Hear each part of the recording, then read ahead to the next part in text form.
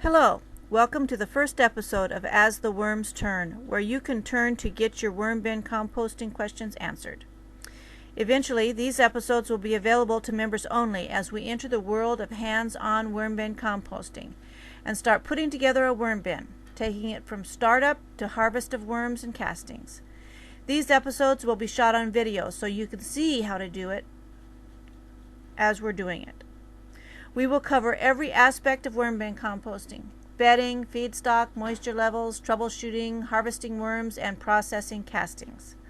Hopefully you, the members, will have lots of questions and feedback to help these videos be as valuable to you, the new worm bin composter, as they can be.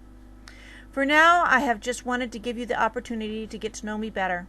After all, what makes me an expert? To tell you the truth, I don't consider myself an expert. I don't have any formal schooling, no degrees or fancy letters behind my name. What I do have is experience, and 10 years of it. And quite successfully, I might add. I've been sharing information at our local farmers market for most of that 10 years, and on the web for 2 or 3. Can't remember which. Time flies when you're having fun.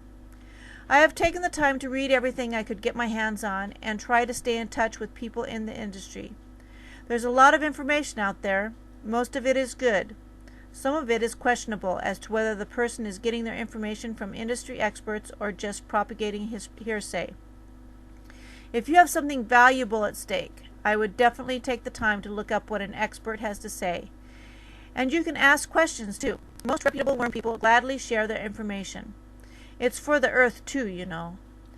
Anyway, I continue to research and experiment with my own bins, which brings me to today's discussion: worm bin composting in the colder winter months.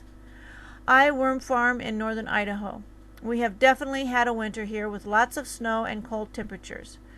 Normally, I grow my worms in heated fiberglass worm bins. However, one fall, one of my worm bins lost its temperature probe. You know, that little thingy that sticks down into the bedding and tells the heater when to turn on and off. Well, I didn't get it replaced before winter set in. I didn't worry too much about it because I figured I would just repopulate the bin from one of my other bins if I had to. Well, I didn't have to. As a matter of fact, that bin had my biggest, fattest, happiest worms of the whole bunch. Well, I thought maybe it was a fluke, and we just had a mild winter, which we had. So I let it go the next year too. That winter we did have some extended colder weather. Well, the results were the same. So this year, I decide I'm going to unplug all the worm bins and see how they do. I figure I don't like to come out in the winter, and if the bins are heated in the winter, I still have to come out and feed and water. Unplug them all and let the little boogers hibernate and end up with 4 bigger, fatter, happier worm bins instead of just 1. Then we're hit with the winter of 2008. The worst winter since 1968. So much heavy snow, people were shoveling off their roofs, and my greenhouse collapses. A 30 by 84 foot greenhouse, flattened. I am so sad. And then there are the worm bins.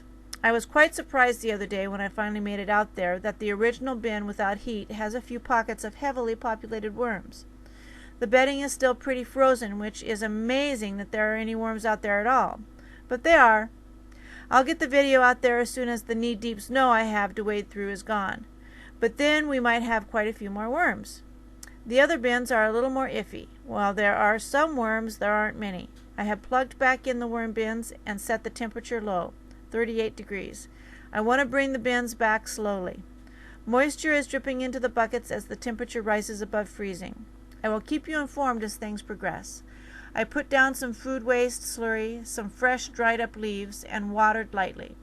I don't want to add too much moisture right off. I think that's part of the key as to why the worms didn't die off, because of the low moisture content.